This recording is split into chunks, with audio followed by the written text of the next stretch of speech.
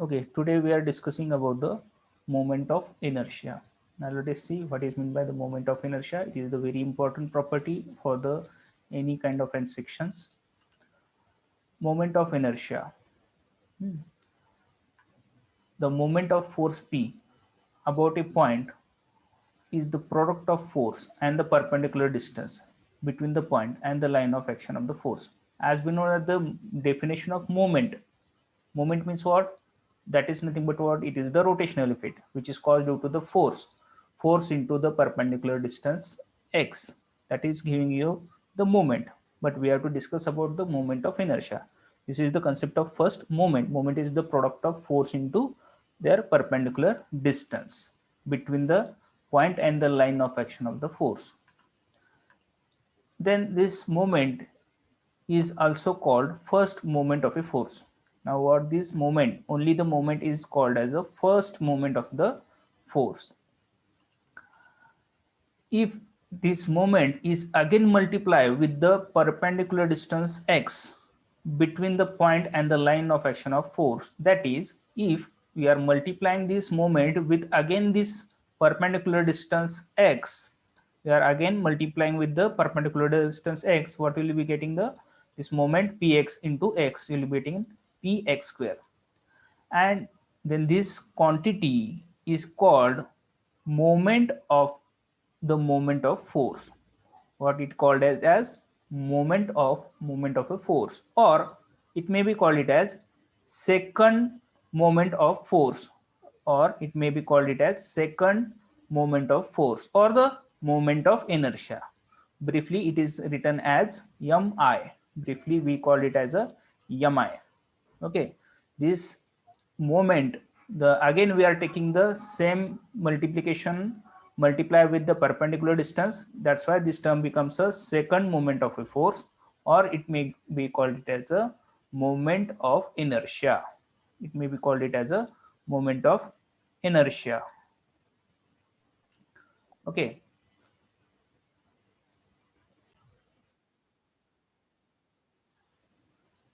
now the further part, let us see.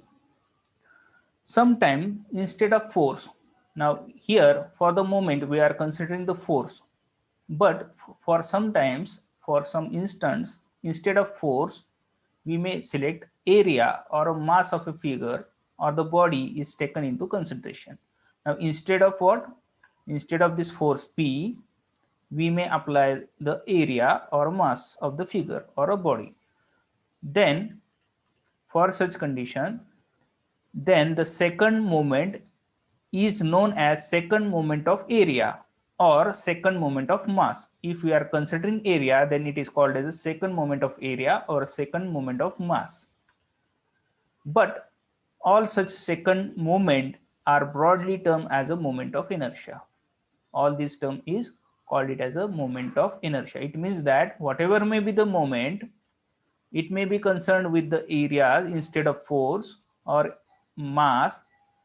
What we are doing, we are taking the again multiplication with the perpendicular distances, that's why this term becomes a px square. Instead of p we may take it as area, that's why it may be considered as ax square. It may be considered as ax square, and this ax square is nothing but what? Your moment of inertia, or it may be called it as a second moment of a force, or it may be called it as a moment of a moment moment of force. Okay, it is shortly or briefly written as a mi means moment of inertia. Now moment of inertia of the plane area. Now let us consider the plane area whose moment of inertia is required to be found out. Now split up the whole area into a number of small elements. Now if you consider over here, if this one is the geometry, and what we have to do, we have to split all these figure into number of small elements, number of small areas. Now let us consider this one is the A1, A2, A3 and so on. All these small area A1, A2, A3 are the area of small element, and R1, R2, R3 corresponding distance of element from the line about which the moment of inertia is required to be found out. Now let us consider I have drawn this line. About this line, let us consider this one is the y axis, and about this line, if I want to take the perpendicular distance, okay, perpendicular distance, that distance is called it as R1. Similarly, for area number 2, the perpendicular distance will be R2. Corresponding distances of element from the line about which the moment of inertia is required to be found out. About this y-axis, we have to find out the moment of inertia. It means that if we are doing the sum of all these areas, area into perpendicular distance square, and the summation of all this whole area, you will be getting the moment of inertia mi. Now the moment of inertia of the area will be I is equal to a1 r1 square plus a2 r2 square plus a3 r3 square and so on. There are the number of areas. It means that we have to make the summation. That is nothing but what? Your I is equal to summation of a r square. It means that mathematically, if we want to find out moment of inertia of the any plane area, the formula will be I is equal to summation of a r square. Here a is the area of that particular area of that particular geometry, and r is the perpendicular distance or about which, this is the distance about which what we have to find out the moment of inertia. Now what will be the unit of this moment of inertia? Unit will be, now as we know that we are measuring area in meter square, square, centimeter square and so on, and the distances also we are measuring in centimeter, meter, millimeter and so on. It means that whatever may be the unit we are concerned with this geometry and the distances, accordingly the unit will be changing. Now let us consider we are selecting the area in millimeter square, and distance is also in millimeter. That's why, and what we have done, the distance square, that's why this term will be again millimeter square, and millimeter square into millimeter square, you'll be getting what? Millimeter raised to 4. It means that your unit will be millimeter raised to 4 in that particular case.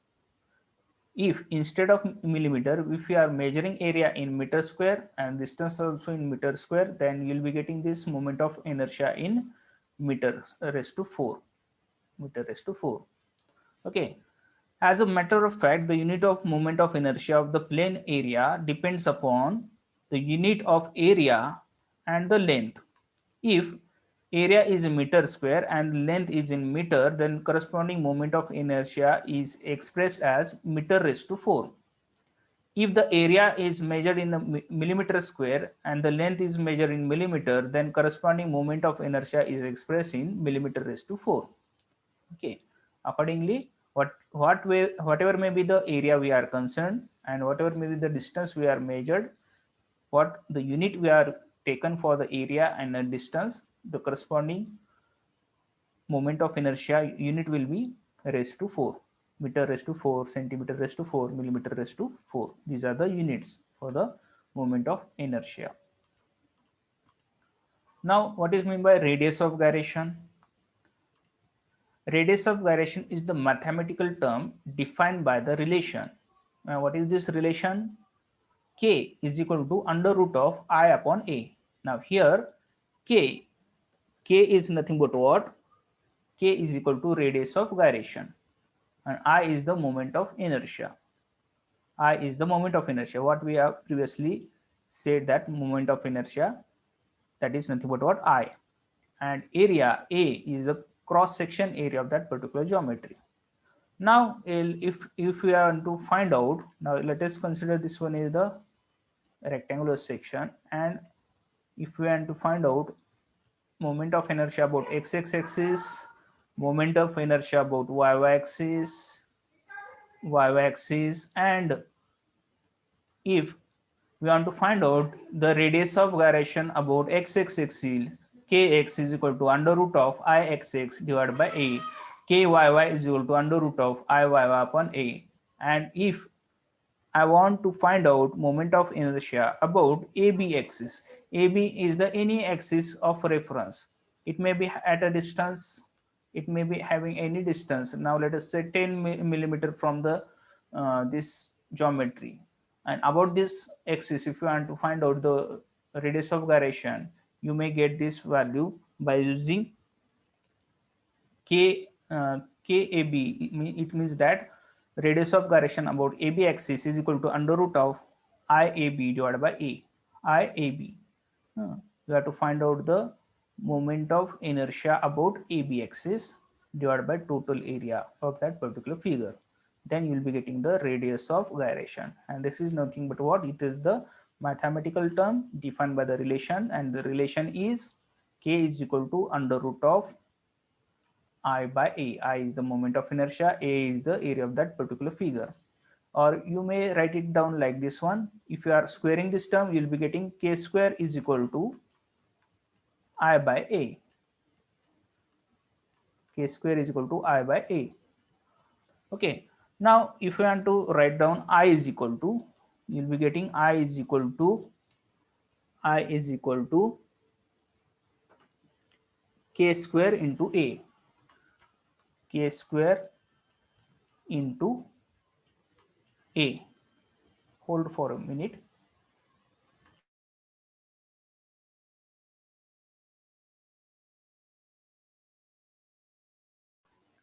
Okay, by such a way we are find out the radius of gyration. Okay, now let us see the new term.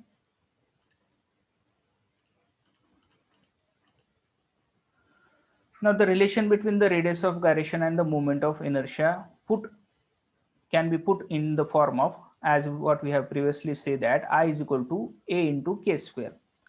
This one is the axis of reference, this one is the geometry, and K is the perpendicular distance.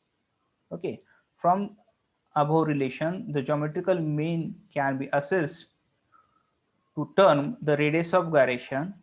We can consider K as a distance and which the complete area is squeezed and kept as a strip of negligible width, such that there is no change in the moment of inertia. Okay, this relation is very important. I is equal to K into A into K square. Now the theorem of moment of inertia. There are the two basic theorems. There are the two theorems of moment of inertia. Very first is the perpendicular axis theorem, and second is the parallel axis theorem. These are explained and proved below. Now let us see one by one. Perpendicular axis theorem. Now what is the statement of this theorem? The moment of inertia of any area about an axis perpendicular to its plane at any point O is equal to the sum of moment of inertia about any two mutually perpendicular axes through the same point O and lie on the plane of area.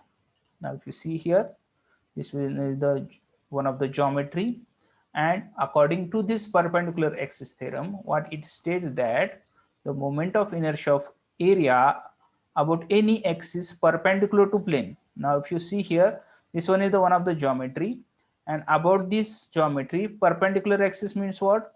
The ZZ axis that is perpendicular to this point, and it may be called it as the polar moment of inertia of any point O. Now let us say O is the point. Now z-axis will be like this one, anywhere over here z-axis, and about this z-axis, if you want to find out moment of inertia of this particular geometry, it is equal to what? Sum of moment of inertia of any two mutually perpendicular axis. Mutually perpendicular means what? This x-axis and y-axis is, these are the mutually perpendicular axis, and sum of these two means ixx plus iyy will provide you the izz. Okay, sum of moment of inertia about any two mutually perpendicular axes through the same point O and lie on the plane of area. Okay, now if you see here, mathematically it is written as izz is equal to ixx plus iyy. Okay, this according to this theorem, your Izz is equal to what? Ixx plus Iyy. From the geometry in above theorem can be easily proved. Let us consider the element, small element, let us say having the area dA at a distance r from the O. R is the perpendicular distance from the O. Then let the consider dA be x and y. It means that the coordinate of this particular area about x-axis and about y-axis at a distance of x and y respectively. Now, as we know that Izz, it means that the moment of inertia about ZZ axis is nothing but what? The previously what we have said, that the area into perpendicular distance square, that is nothing but what? R square into area of that particular element is dA, but it is considered for this very small element, but we have to find out for the whole figure. That's why what we have made, we are made summation of R square into dA. Now here, this according to this geometry, if you see here, R is nothing but what? It is the diagonal of this triangle. Now this distance is of x, this distance is of x, and this distance is of y, and this one is the diagonal of that particular triangle.